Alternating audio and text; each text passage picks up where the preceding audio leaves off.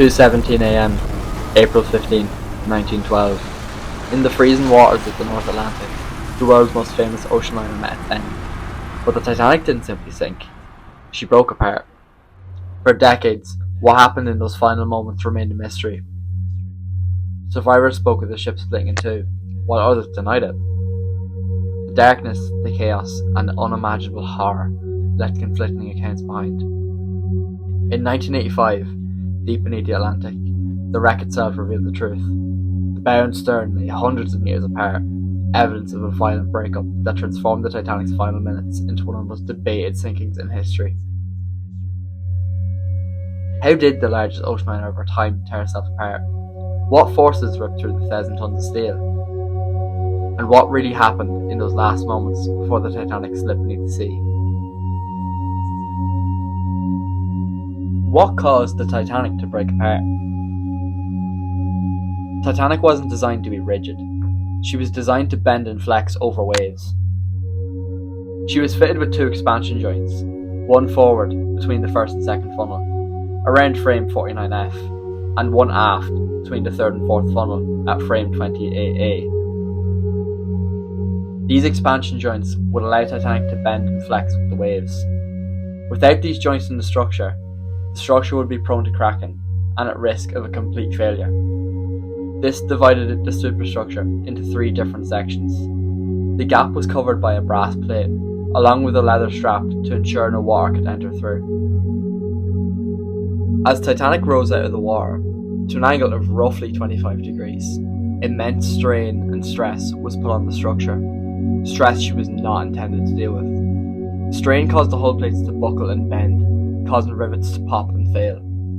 Simulations in the early 2000s estimated that Titanic could have reached an angle no higher than 19 to 23 degrees before the hull failed. Combining these early simulations with new estimates and survivor testimony, we come to the conclusion of an angle of around 24 to 26 degrees. As the strain becomes too much, Titanic's keel buckles upwards, shoving the reciprocating engines up into F and E deck.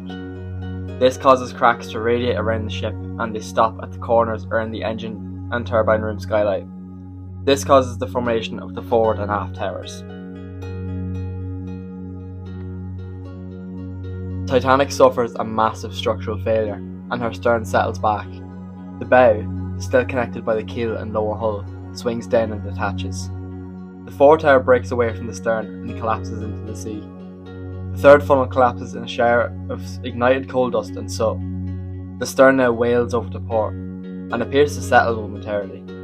This causes many in the lifeboats to believe she'll float.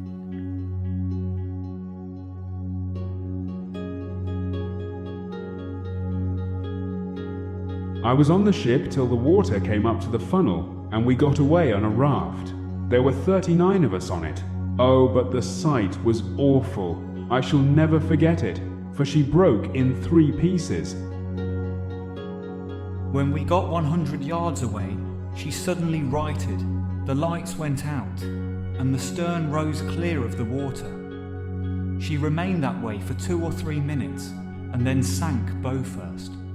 There was no plunge, she just glided beneath the surface.